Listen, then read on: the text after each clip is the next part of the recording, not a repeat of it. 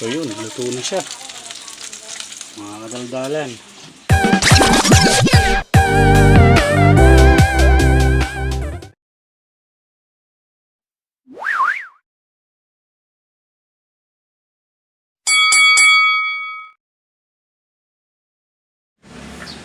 So what's up mga kadaldalan? Wala ho tayong masyadong content ngayon kasi dito lang tayo sa bahay, sa subdivision, magbibili lang. So kaya wala tayong masyadong content. So pero may naisip ako, meron ako mga skillets. So mahilig ako sa skillets. Gagawa tayo ng restoration. May nakuha akong skillets sa mga ngalakal, yung kaibigan natin mga ngalakal, sa halagang 10 piso. So yun, i-restore natin siya sa pamamagitan ng ating knowledge.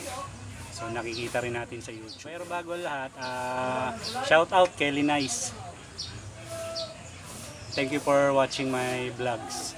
So Kelly Nice, keep on watching.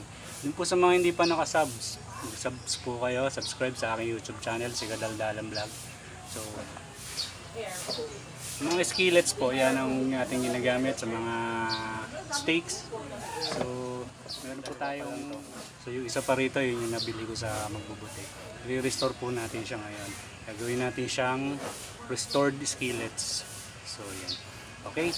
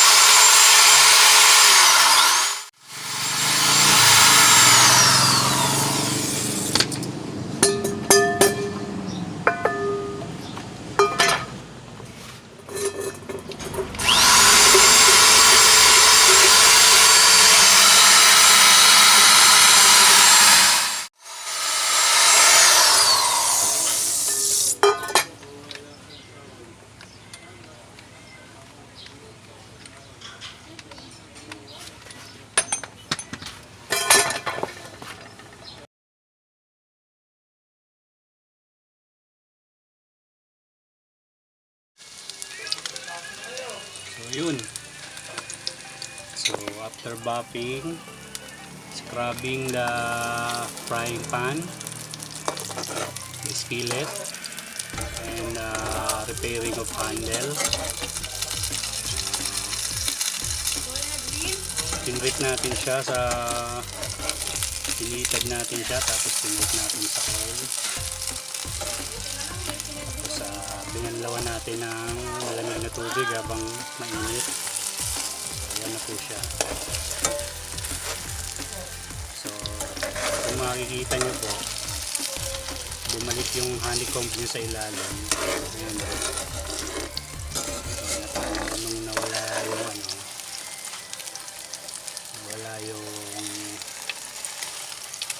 mga rust.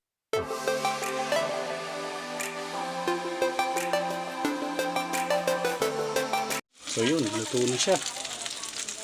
Mga kadaldalan. Makainin na natin siya.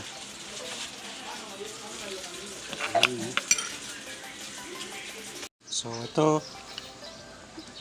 na yung after siya ma-restored. So yun. Medyo ginawa pa natin yung screw niya. Kasi nakuha ko yan na isang screw lang. So nilagyan natin, pinalitan natin ng bago na stainless. Yan po, yan.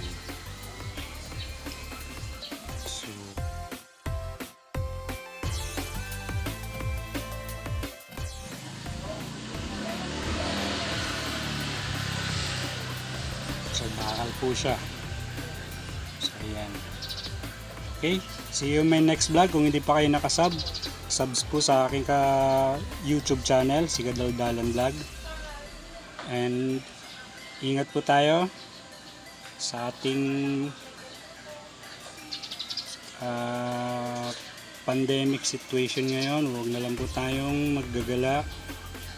So ayun, sa bahay lang po tayo. Stay home, stay safe. Okay. Salamat sa panonood. Skillets. Hilig ko ako sa skillets kasi yan yung mga panggawa ko ng mga steaks. Iba't ibang klaseng frying.